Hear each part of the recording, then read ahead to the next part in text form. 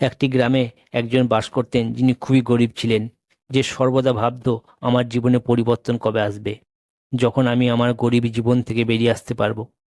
একদিন সে শুনতে পেল তার পাশের গ্রামে একটি সাধু বাবা এসেছেন, যিনি সকল মানুষের প্রশ্নের উত্তর দিচ্ছিলেন।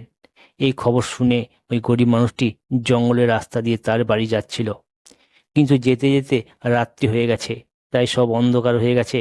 তখন সে একটি ঘর দেখতে পায়, দেখে একটি বিরাট অট্টালিকার মতো বাড়ি। তখন সে ওই বাড়ির মালিকের কাছে রাত্রে থাকার কথা বলে। তখন সে পারমিশন দেয়। তখন ওই মালিক জিজ্ঞাসা করলেন, তুমি কোথায় যাচ্ছিলে? তখন ওই গরিব মানুষটি বলল, আমি একটি সাধু বাবার সাথে দেখা করতে যাচ্ছি, তার কাছে একটি প্রশ্নের উত্তর জানতে চাই। এরপর মালিক কি বলল জানার আগে আপনাদের কাছে আমার ছোট্ট অনুরোধ, ভিডিওটি ভালো লাগলে চ্যানেলটি সাবস্ক্রাইব করে সাথে থাকবেন। তখন মালিক বললেন, তুমি ওই সাধু বাবার কাছে আমার একটি প্রশ্নের উত্তর জেনে নেবে। মালিক বললেন, আমার মেয়ের বয়স 20 বছর, সে বোবা, সে কথা বলতে পারে না। সে কি কোনোদিন কথা বলতে পারবে? আর তার জন্য আমাকে কি করতে হবে? তখন সেই গরিব লোকটি আগে হ্যাঁ বলে ভোরবেলায় বেরিয়ে গেল। সে যেতে যেতে রাস্তায় এক ম্যাজিশিয়ানকে দেখতে পেল। ম্যাজিশিয়ান জিজ্ঞাসা করে, তুমি কোথায় যাচ্ছ? তখন ওই লোকটি বলে, আমি এক সাধু বাবার কাছে যাচ্ছি, তার কাছে প্রশ্নের উত্তর জানতে চাই। তখন ওই ম্যাজিশিয়ান বলল, তুমি আমারও একটি প্রশ্নের উত্তর জেনে নেবে, যে আমি স্বর্গে কবে যাব। তখন লোকটি হ্যাঁ বলে সেখান থেকে বেরিয়ে গেল। এই লোকটি যেতে যেতে একটি কচ্ছপ দেখতে পায়, যে কচ্ছপটি ড্রাগন হওয়ার চেষ্টা করছে। তখন ওই কচ্ছপ ওই লোকটিকে জিজ্ঞাসা করছে, তুমি কোথায় যাচ্ছ? তখন লোকটি সেই একই উত্তর দিল, আমি সাধু বাবার কাছে যাচ্ছি প্রশ্নের উত্তর জানতে। তখন কচ্ছপও ওই লোকটিকে বলল, তুমি সাধু বাবাকে জিজ্ঞাসা করবে আমি কিভাবে ড্রাগন হতে পারবো। একই রকমভাবে লোকটি হ্যাঁ বলে সেখান থেকে চলে গেল। অবশেষে লোকটি সেই সাধু বাবার কাছে পৌঁছালেন। তখন সাধু বাবা বলেন, তুমি আমাকে যে কোনো 3টি প্রশ্ন করতে পারো। তখন লোকটি পড়ে গেল মহা চিন্তায়, আমি কি করব?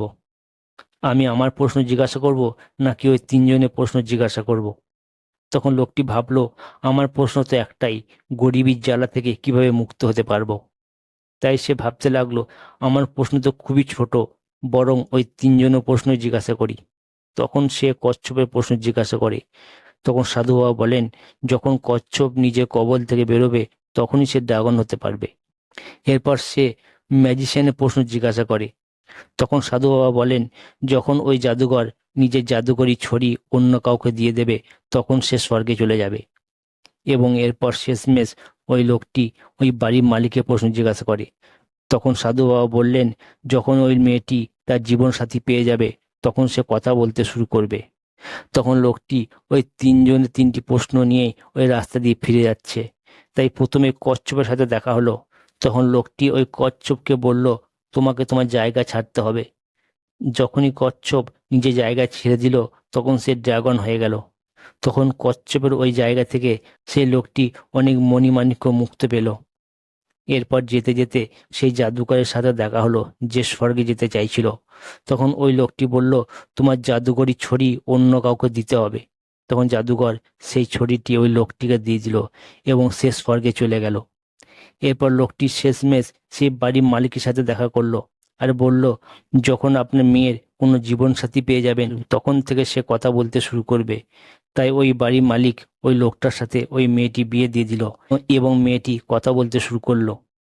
তো বন্ধুরা, এই গল্প থেকে শিক্ষা পাওয়া গেল যে কিছু পাওয়ার জন্য কিছু ছাড়তে হয়, ভালো কিছুর জন্য জীবনের ত্যাগ স্বীকার করতে হয়।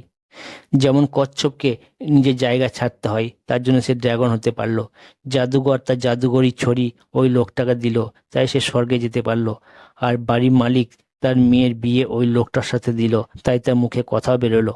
এখানে দেখতে পেলাম সবাই কিছু না কিছু পেলো, আর সব থেকে বেশি পেলো সেই মানুষটি যে খুব গরিব ছিল, যে সব থেকে বেশি ত্যাগ স্বীকার করেছে, যে এত দূর থেকে এসেও নিজের প্রশ্ন সরিয়ে এই 3জনের প্রশ্নের উত্তরই জেনেছে। তাই সে সব থেকে বেশি ত্যাগ স্বীকার করেছে।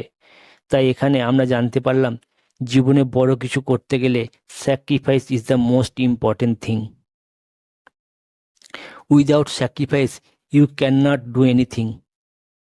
তো বন্ধুরা, এই ছিল আজকের গল্প। আপনার গল্পটি কেমন লাগলো অবশ্যই কমেন্টে জানাবেন। শেষ পর্যন্ত সাথে থাকার জন্য আপনাদের অনেক ধন্যবাদ এবং সবার শেষে বলি ভালো থাকুন, অপরকেও ভালো রাখুন। নমস্কার বন্ধুরা।